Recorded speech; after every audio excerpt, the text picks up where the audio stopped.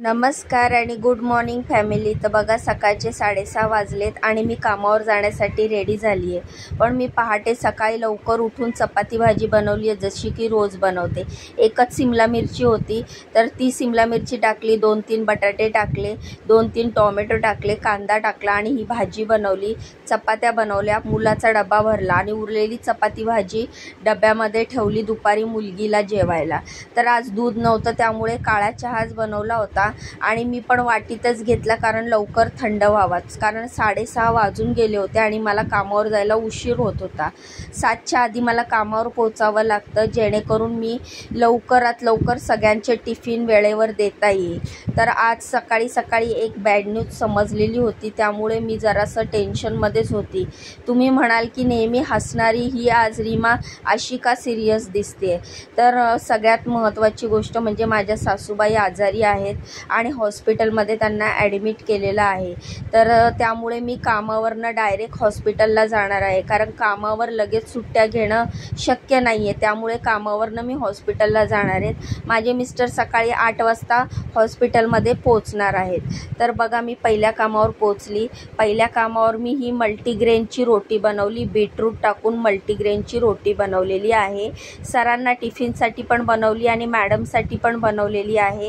त्यानंतर भाजीमध्ये बनवलेला आहे क्रीम कॉर्न व्हेजिटेबल। तर ही क्रीम कॉर्न व्हेजिटेबल मी याच्या आधी पण बनवलेली आणि ह्याची रेसिपी पण माझ्या चॅनलवर आहे।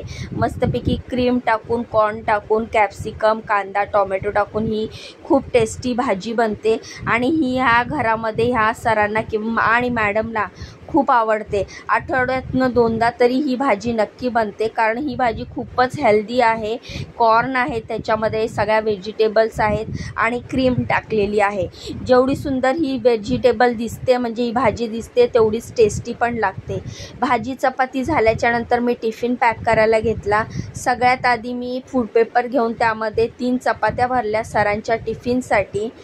तर आज जी कामं करते मी थोडंसं टेन्शनमध्येच आहे, तर प्लीज समजून घ्या। आज मी स्ट्रेसमध्ये आहे, कारण मला पटापट कामं आवरून वेळेवर हॉस्पिटलमध्ये पोचायचं आहे। तर चपाती भरून झाल्याच्यानंतर ह्या डब्यामध्ये मी भाजी भरायला घेतली। भाजी भरून झाल्याच्यानंतर हे मी फ्रूट कापलेलं आहे, जे की कलिंगड कापलेलं आहे। तर हे बघा, हे बघू शकता तुम्ही, कलिंगड कापलेलं आहे। नाश्त्यामध्ये गरमागरम महाराष्ट्रीयन स्टाईलचे पोहे बनवलेले आहेत आणि आता हे सगळे टिफिन पॅक झाल्याच्यानंतर मी सरांचा व्यवस्थित सगळे टिफिन व्यवस्थित ठेवणार आहे, पॅक करणार आहे। आता बघा, हा सरांचा टिफिन रेडी आहे आणि आता माझं इकडचं काम संपलंय, पण हे किचन वगैरे, गॅस वगैरे सगळं साफ करणं पण आपलं कामच असतं। तर हे सगळं काम करून, टिफिन पॅक करून, उरलेलं जेवण सगळं झाकलंय, किचन गॅस सगळा क्लीन केलाय, चहा बनवून ठेवलाय आणि मी आता निघाली आहे दुसऱ्या कामावर। तर आता मी तुम्हाला दाखवते दुसऱ्या कामावर मी काय करते।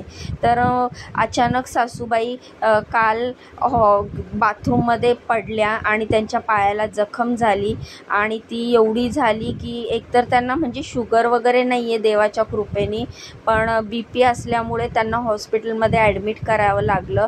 त्यांचं वय पण जास्त आहे। मी तुम्हाला सांगितलेलं, मी माझ्या व्हिडिओतून कधीतरी माझ्या सासूशी तुमची भेट करून देईल, कारण काही वर्षापासून आम्ही वेगळे राहतोय, म्हणजे मी माझ्या मुलांना घेऊन। तर सासूशी तुमची कधीतरी भेट करून देईल असं मी तुम्हाला बोललेली, पण अशा परिस्थितीत मी तुमची भेट करून देईल असं मला कधीच वाटलं नव्हतं। तर अजून पण मला हा व्हिडिओ बनवेपर्यंत, म्हणजे दुसऱ्या कामावर जाईपर्यंत मला माहितीच नव्हतं की मला हॉस्पिटलला जायचं आहे, पण दुसऱ्या कामावरच मला फोन आला आणि तेव्हा मला कळलं की मला हॉस्पिटलला जायचं आहे, सासूबाईंना ॲडमिट केलं आहे। तर बघा, दुसऱ्या कामावर मी पोचलेली आहे आणि आता इकडे काय बनवते ते तुम्हाला दाखवते। तर इकडे ही अशी मऊ मस्त खिचडी बनवलेली आहे।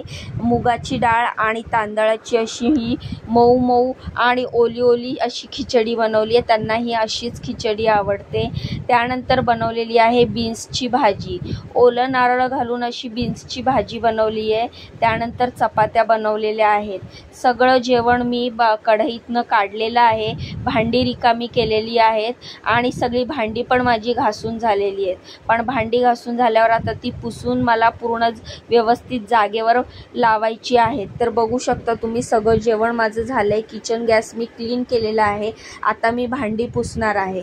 तर ही एवढी भांडी मी आता घासलेली आहेत.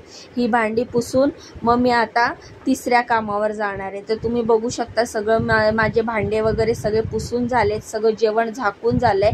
आणि बरोबर हा व्हिडिओ शूट झाला आणि मला फोन आला की रीमा अर्जंटली हॉस्पिटलला यायचंय, कारण सासूबाईंना ॲडमिट केलंय.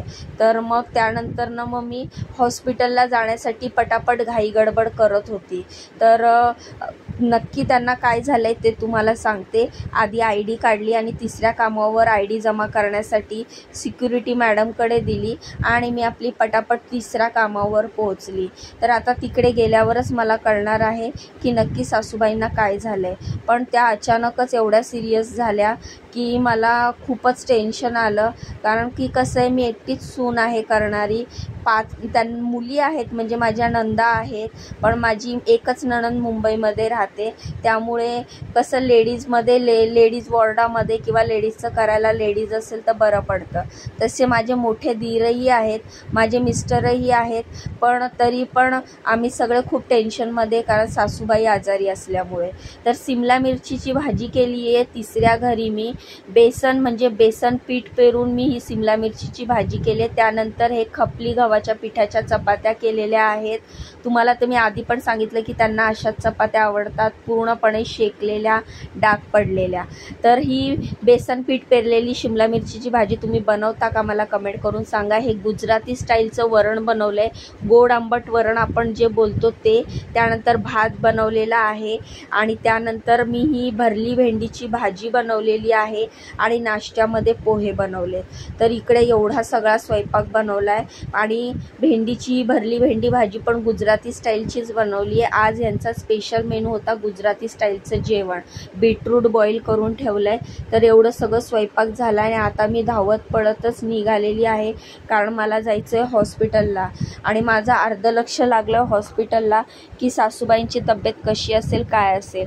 मिस्टरांनी मला फोनवर आयडिया दिली आहे की ऑक्सिजन लावलेला आहे आणि त्यांचं ऑपरेशन करावं लागणार आहे. कारण जे त्या पडल्या होत्या, पायाला जो बार लागला होता ते पिकलेली आहे जखम आणि त्यामुळे ते ऑपरेशन करावं लागणार आहे. मला खूप टेन्शन पण आलंय, खूप भीती पण वाटते ऑपरेशन म्हटलं तर, कारण त्यांचं वय पण जास्त आहे. पण स्वामींवर माझी खूप श्रद्धा आहे. स्वामी त्यांना, माझ्या सासूबाईंना लवकर बरं करतील. मी पण, माझी फॅमिली आहे, तर तुम्ही पण देवाजवळ प्रार्थना करा. गाडी पार्क केली आणि लगेचच रिक्षा पकडली आणि पटकन हॉस्पिटलला जायला निघाली. तर मी हॉस्पिटलला जाणार आहे. आता बघू हॉस्पिटलला किती वेळ लागतो, ऑपरेशन कधी होतं, कारण प्रायव्हेटमध्ये त्यांना घेत नाहीत बोलले डॉक्टर. त्यामुळे आम्ही इथे सरकारी हॉस्पिटलमध्ये आलेले आहेत. सासूबाईंना माझ्या ॲडमिट केलेलं आहे. रिक्षामधून उतरली गेटजवळ आणि पटापट पळतच मी निघाली, कारण माझं लक्ष तिकडेच लागलंय. दसऱ्याच्या दिवशी त्यांना भेटायला गेलेली, तेव्हा जरा त्यांची तब्येत खराबच होती, पण आता जरा जास्तच खराब झाली आहे. तर आता एकंदरीत त्यांचं वय 85 आहे. त्यामुळे आम्हाला जरा जास्त टेन्शन आलं आहे. तर बघा आता आम्ही घराकडे निघालेलो आहोत. मी हॉस्पिटलच्या गेटच्या बाहेर आहे. दुपारी 2 वाजता माझ्या सासूबाईंचं ऑपरेशन झालेलं आहे. दिवसभर सगळे थांबलो होतो. आता माझे दीर थांबलेले आहेत रात्रीच्या. तसं पण ICUमध्ये असल्यामुळे ICUमध्ये आम्हाला थांबायला परमिशन नाही आहे. त्यामुळे मी आता घरी चालली आहे. पुन्हा सकाळी लवकर उठणार, घरातलं करणार, मुलांचं आवरणार, कामावर जाणार आणि कामावरनं डायरेक्ट हॉस्पिटलला येणार. तर तुम्ही पण देवाला प्रार्थना करा की माझ्या सासूबाई लवकर बऱ्या व्हाव्या. आणि देवाकडे मी पण मागणं मागते, स्वामी समर्थांनी त्यांना लवकर बरं करावं.